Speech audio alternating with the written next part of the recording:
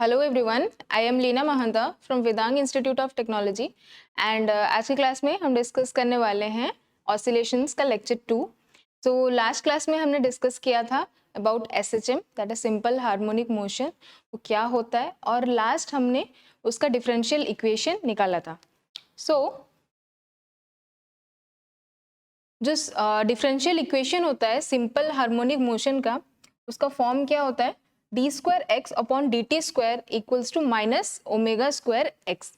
अगर हम ये माइनस ओमेगा स्क्वायर एक्स को इस साइड ले आए तो क्या बन जाएगा, d square x by d t square equals to omega square x that is equals to 0। तो ये हमारा था क्या, the equation of simple harmonic motion. Okay, so आप यहाँ पे एक डायग्राम देख सकते हो। यहाँ पे एक सिंपल हार्मोनिक मोशन हो रहा है। कैसे, देखो, एक स्ट्रिंग से एक बॉब लगा हुआ है और ये ऑसिलेट कर रहा है अबाउट द सेंटर पोजीशन, और ये सेंटर पोजीशन को हम लोग बोलते क्या है, दैट इज मीन पोजीशन। और जो सबसे लास्ट जहां तक ये बॉल जाएगा स्विंग होते होते, उसको हम लोग बोलते हैं एक्सट्रीम पोजीशन। सो ये राइट में है, सो ये right extreme position, and this is in the left, so इसको हम लोग बोलते हैं लेफ्ट एक्सट्रीम पोजीशन। तो ये जो बॉब है ये ऑसिलेट करता है between right extreme position to left extreme position. This is a, देखो ये जो है this is second order differential equation. अब सेकेंड ऑर्डर डिफरेंशियल इक्वेशन का जो सॉल्यूशन है उसका फॉर्म होता है x equals to a1 e to the power i omega t plus b1 e to the power minus i omega t। तो हमारा जो सॉल्यूशन है वो भी इसी फॉर्म में आना चाहिए, जहां पे जो a1 है एंड b1 आप देख रहे हो ये आर्बिट्रेरी कांस्टेंट्स होते हैं। जब हमें जो प्रॉब्लम दिया होता है उसमें इनिशियल कंडीशंस दी होती है, उसको यूज करके ही हम जो आर्बिट्रेरी कांस्टेंट्स है उसका वैल्यू निकाल सकते हैं। सो देखो इस इक्वेशन में क्या लिखा है, where a1 and b1 are arbitrary constants whose value can be calculated using initial conditions given in the problem। Next है, देखो यूलर्स फॉर्मूला। यूलर्स फॉर्मूला क्या बोलता है, that is e to the power i omega t, इसको हम लिख सकते हैं cos omega t plus i sin omega t, and e to the power minus i omega t को हम लोग लिख सकते हैं cos omega t minus i sin omega t। अब हम क्या करेंगे, यहाँ पे आप देखो e to the power i omega t है, यहाँ पे e to the power minus i omega t है, तो इस जगह पे हम इन दोनों इक्वेशन को पुट कर देंगे। तो इसका वैल्यू क्या आएगा, हमारा सॉल्यूशन इक्वेशन क्या था, that is x to the power a1 e to the power i omega t plus b1 e to the power minus i omega t। तो e टू द पावर जो i omega t है उसके जगह पे हमने क्या डाला, cos omega t plus i sin omega t, and e to the power minus i omega t है, इसके जगह पे हम पुट कर दिए cos omega t minus i sin omega t। Okay, देखो इसे अगर हम पूरा सॉल्व करेंगे तो इसका आंसर क्या आएगा, देखो a1 एक टर्म बनेगा a1 cos ओमेगा t, और यहाँ पे रहेगा b1 cos ओमेगा t। तो हम cos ओमेगा t अगर कॉमन ले जाएं तो हमारे पास क्या बचेगा, a1 प्लस b1, बस ये लिखा हुआ है a1 plus b1 cos omega t। Similarly देखो और एक टर्म क्या बनेगा, ये वाला बनेगा i a1 sin omega t, और यहाँ पे बनता है minus i b1 sine and omega t। इन दोनों टर्म से अगर हम साइन ओमेगा t कॉमन निकाल देंगे तो क्या बचेगा, i and a1 minus b1। सो अब ये दोनों तो कांस्टेंट है, कांस्टेंट को कांस्टेंट से ऐड करोगे तो कांस्टेंट ही बनेगा, like 4 plus 5 is equal to 9 ना, और तो कुछ वेरिएबल तो ऐड नहीं होगा। सो a1 प्लस b1 भी हम और एक कांस्टेंट लिख सकते हैं, दैट इज उसको नेम दे दिया a2। ओके, उसी तरह ये भी एक कांस्टेंट है तो इसको एक अनदर नेम दे देते हैं, that is b2। So x का वैल्यू क्या बन जाएगा, a2 cos omega t plus b2 sin omega t। Okay, अब इसको फर्दर सिंप्लीफाई करने के लिए हम क्या करेंगे, जो A2 का वैल्यू है इसको A cos phi डाल देंगे एंड जो B2 का वैल्यू है उसको माइनस A sin phi, क्योंकि cos, देखो cos का हम कुछ भी वैल्यू डालें तो वो कांस्टेंट ही निकलेगा। A यहाँ पे जो एम्पलीट्यूड है वो कांस्टेंट है, तो इट विल बिकम ए माने कांस्टेंट। सो हम A2 के जगह पे ये डाल सकते हैं। सिमिलरली B2 के जगह पे हम क्या डाल सकते हैं, माइनस A sin phi। अगर ये दोनों हम इस इक्वेशन पे पुट कर देंगे तो हमें मिलेगा x equals to A cos phi cos omega t minus A sin phi sin omega t। And ये एक बहुत ही अच्छा फॉर्मूला है। पहला देखो, जो हमारा फॉर्मूला रहता है cos A प्लस b, ये जब एक्सपैंड होता है तो हम क्या लिख सकते हैं, cos A cos b minus sin A sin b, right. तो ये तो उसी फॉर्म में है, देखो cos A cos b minus sin A sin b, और A तो दोनों में कॉमन है तो A को बाहर निकाल दिए तो ये किस फॉर्मूला बन गया, cos A प्लस b का। सो cos omega t plus phi, इस तरह से आपका x का वैल्यू आ जाता है A cos omega t plus phi। Next है देखो, अगर हम A2 का वैल्यू पुट करेंगे B sin theta and B2 का वैल्यू पुट करेंगे B cos थीटा, तो इक्वेशन 2 क्या बन जाएगा, B sin theta cos omega t plus B cos theta sin omega t। सो यहाँ पे x का वैल्यू क्या आएगा, B sin omega t plus theta. और ये कैसे आया, देखो क्योंकि sin A plus b is equal to sin A cos b plus cos A sin b। तो जब हम वो फॉर्मूला यूज करेंगे तो हम जो ये जो टोटल टर्म है इसको इस तरह से लिख सकते हैं। अब ये जो दो इक्वेशंस है 3 and 4, both the equations represent different form of solutions of equation of simple harmonic motion। ये दोनों ही हमें जो सॉल्यूशन देता है सिंपल हार्मोनिक मोशन का। एंड ये x है क्या, what is x, x is the displacement. Displacement क्या होता है, देखो मान लो वो बॉब है, वो मोशन कर रहा है, ये उसका मीन पोजीशन है, राइट। अब वो यहाँ आफ्टर ए टाइम t, मतलब सपोज 1 सेकेंड बाद वो यहाँ पे रहेगा, सपोज और थोड़ी देर बाद यहाँ पे रहेगा, यहाँ पे रहेगा, तो each of them are displacement, उसको हम लोग बोलते हैं डिस्प्लेसमेंट। आगे की स्लाइड्स में है डिस्प्लेसमेंट के बारे में। अब तक यहाँ तक आप आई होप समझ आ गया रहेगा कि इक्वेशन 3 और 4 सॉल्यूशन है किसके, सिंपल हार्मोनिक मोशन के।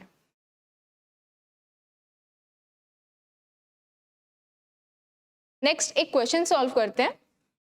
देखो क्वेश्चन में क्या दिया है, इन SI unit the differential equation of SHM is given by d square x upon dt square minus 36x। अभी हम क्या निकालना है, इसका टाइम पीरियड निकालना है और इसका फ्रीक्वेंसी निकालना है। तो पहला गिवन है d square x by dt square equals to minus 36x, इसको क्या करेंगे, इस साइड ले आए, बन गया क्या, d square x by dt square plus 36x equals to 0। Now हमारा स्टैंडर्ड इक्वेशन क्या था SHM का, d square x by dt square plus omega square x equals to 0। ये क्या है, equation of SHM। Okay, so comparing equations 1 and 2, 1 और 2 को अगर हम कंपेयर करेंगे तो यहाँ से देखो ये तो सेम है ना, d square x by dt square, d square x by dt square, ये भी सेम है। डिफरेंट क्या है, ये x भी इसके साथ सेम है, डिफरेंट एक ही चीज है, दैट इज ओमेगा स्क्वायर के जगह पे 36 लिखा हुआ है। सो ओमेगा स्क्वायर की वैल्यू हो जाएगी 36 and so omega is equal to root 36, that is 6 radian per second. ये क्या है, एंगुलर फ्रीक्वेंसी। अब एंगुलर फ्रीक्वेंसी और टाइम पीरियड का रिलेशन क्या होता है, omega is equal to 2 pi upon T. तो यहाँ से जो टी कितना निकल के आएगा, omega into sorry omega by 2 pi, नहीं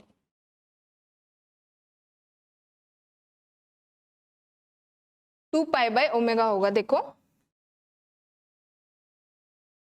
टी इधर चली जाएगी ना, is equal to 2 pi by omega, तो 2 पाई मतलब 2 इंटू 3.14 बाय 6 और इसका वैल्यू आपका निकल कर आएगा 1.04 सेकेंड्स। नेक्स्ट हमें निकालना क्या है क्वेश्चन में, फ्रीक्वेंसी और टाइम पीरियड का रिलेशन होता है f is equal to 1 by t. So 1 by time period 1 by 0.4 seconds, that is f is equal to 0.96 hertz, क्योंकि फ्रीक्वेंसी का यूनिट होता है हर्ट्ज।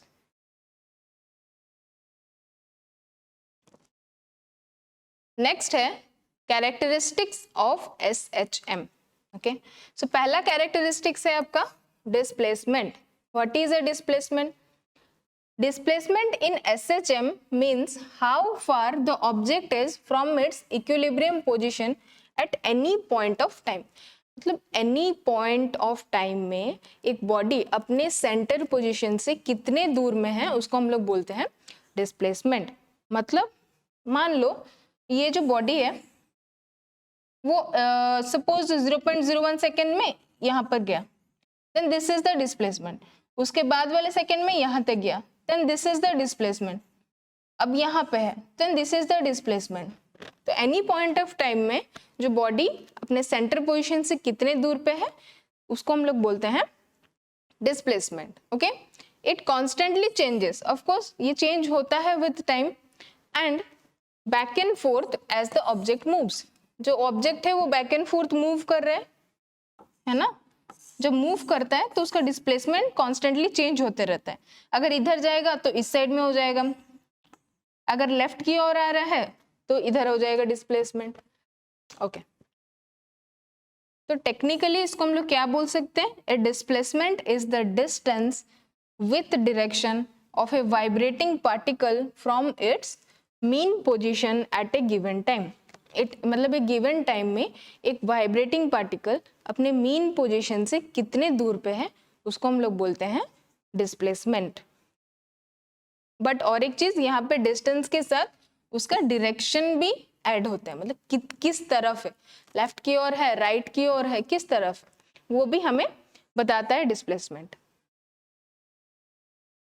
सो डिस्प्लेसमेंट हमारा दो फॉर्मूला आगे भी हम लोग देखे थे, x of t is equal to a sine omega t plus five भी हो सकता है, and x of t is equal to a cos omega t plus five भी हो सकता है। देखो वहाँ पे मैंने a भी कर दिया था, बट क्योंकि ये एम्पलीट्यूड है वहाँ पे b भी एम्पलीट्यूड ही है, सो आप उसको a से भी मेंशन कर सकते हैं, सेम है, phi is the phase angle. So यहाँ पे देखो x of t equals to displacement at time t, a is equal to amplitude, omega is equal to angular frequency, phi is the phase angle. जैसे पहले वाला में जो दो equation निकाले थे मैंने, कंफ्यूज नहीं होने के लिए यहाँ पे जो कॉन्स्टेंट्स लिया गया था, जो नेम लिए गए थे वो चेंज कर दिए थे मैंने, a b phi theta, but same ही चीज है। यहाँ पे ए एम्पलीट्यूड है, phi is the phase angle, यहाँ पे बी एम्पलीट्यूड है and theta is the phase angle, बस ये दोनों डिफरेंट फॉर्म्स हैं।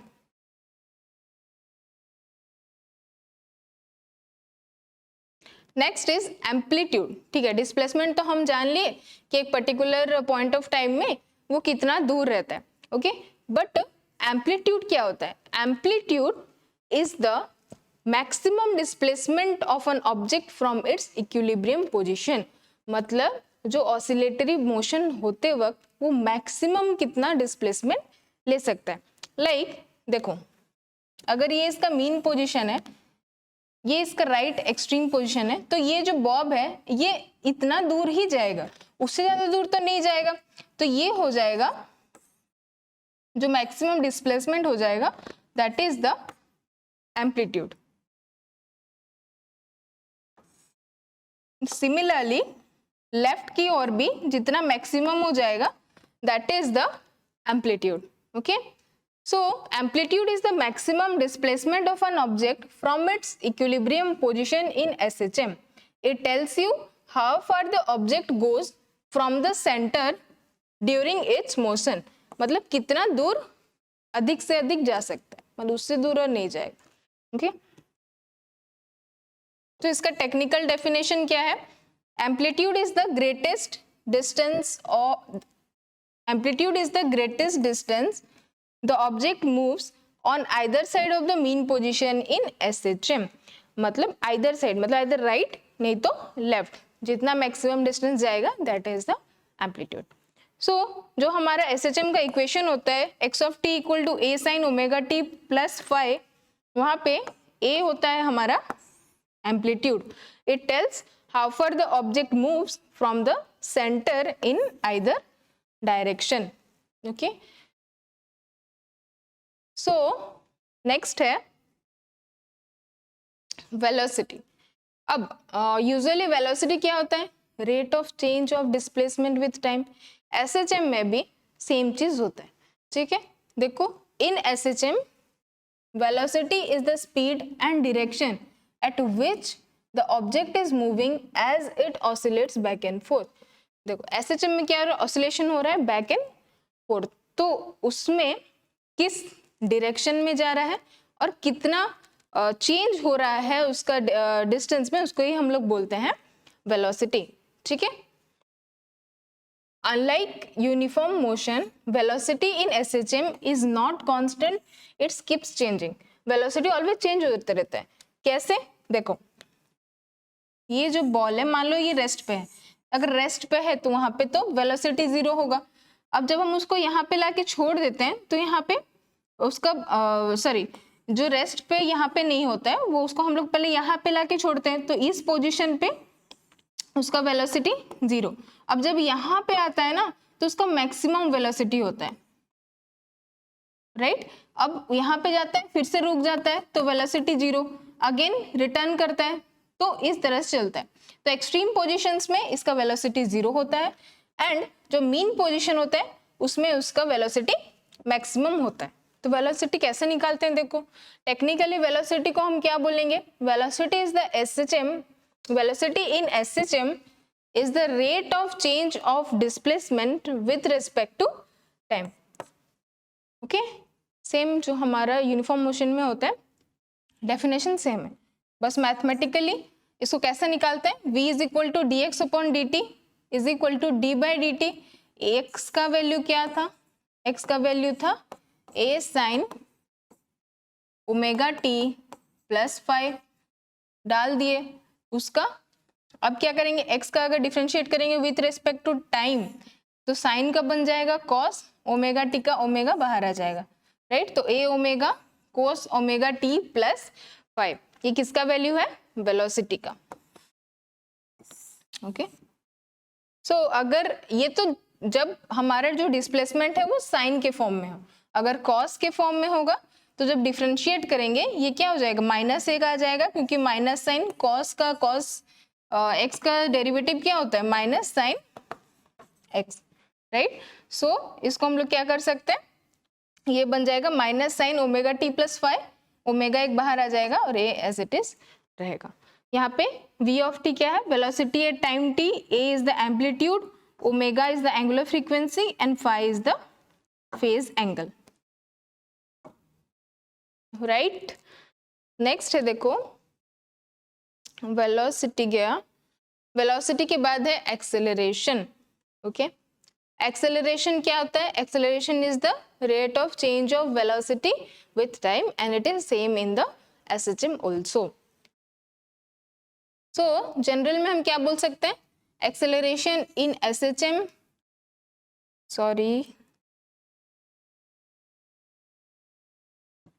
इन जनरल हम बोल सकते हैं acceleration is the SHM in SHM is how quickly the object's velocity changes as it moves back and forth. यहाँ पे मोशन बैक एंड फोर्थ ही हो रहा है, तो वेलोसिटी किस तरह से उस मोशन में चेंज हो रहा है उसको हम लोग बोलते हैं acceleration. It's always directed towards the mean position, और जो भी एक्सेलरेशन होगा वो ऑलवेज मीन पोजीशन की ओर डायरेक्ट किया जाता है। ये अगर देखो मोशन क्या हो रहा है, इस साइड जा रहा है, नेक्स्ट जब रिटर्न आएगा तो उसका मोशन इस तरह से होगा। देखो, acceleration is the rate of change of velocity with respect to time in SHM। इसका मैथमेटिकल फॉर्म क्या होता है? a of t is equal to dv by dt। v का क्या था? देखो, d by dt of v का हमने ऑलरेडी वैल्यू निकाला हुआ है, तो d by dt of dx upon dt जो बन गया D square x by d t square. तो हम ऑलरेडी इसका वैल्यू निकाल चुके हैं ना, डायरेक्ट पुट कर देंगे a omega cos omega t plus 5। Again उसको डिफ्रेंशिएट करने से ये क्या हो जाएगा, और एक बार ओमेगा बाहर आ जाएगा तो ये बन जाएगा ओमेगा स्क्वायर। तो minus a omega square sine omega t plus 5।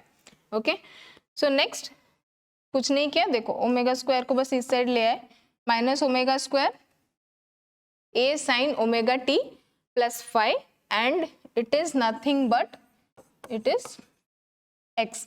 सो इसके जगह पे x लिख दिए and we got the equation for the acceleration that is a of t equals to minus omega square x। Okay, so at क्या है, acceleration at time t, omega is the angular frequency and x of t is equal to displacement at time t। Next देखो acceleration के बारे में कुछ points है जो the negative sign, यहाँ पे देखो एक्सेलरेशन नेगेटिव होता है। नेगेटिव क्यों होता है, क्योंकि जिस तरफ डिस्प्लेसमेंट हो रहा है एक्सेलरेशन का डायरेक्शन ऑलवेज ऑपोजिट होता है, इसीलिए the negative sign shows that acceleration is always opposite to the displacement, pulling the object back towards the center। मतलब अगर डिस्प्लेसमेंट इधर हो रहा है तो एक्सेलरेशन इधर होगा, जो बॉडी को वो ऑलवेज सेंटर की ओर लाने का चाहेगा। Maximum acceleration happens at the extreme position and zero acceleration occurs at the mean position. तो हमारा मैक्सिमम एक्सेलरेशन कहाँ होगा, एक्सट्रीम पोजीशंस पे, इधर इधर, एंड जो मिनिमम एक्सेलरेशन या जीरो एक्सेलरेशन होगा that is in the mean position. Okay, और एक चीज नोटिस करने की बात है, it always acts towards the equilibrium not away. Always वो इक्विलिब्रियम पोजीशन की और ही काम करता है, मतलब जब इधर से आ रहा हो तो इधर, अगर लेफ्ट टू राइट आ रहा हो तो इस साइड में। ओके, सो आई होप आज की क्लास में जो पढ़ाई हुआ है आपको समझ आया होगा। नेक्स्ट क्लास में और भी टॉपिक्स डिस्कस करेंगे। Till then, thank you.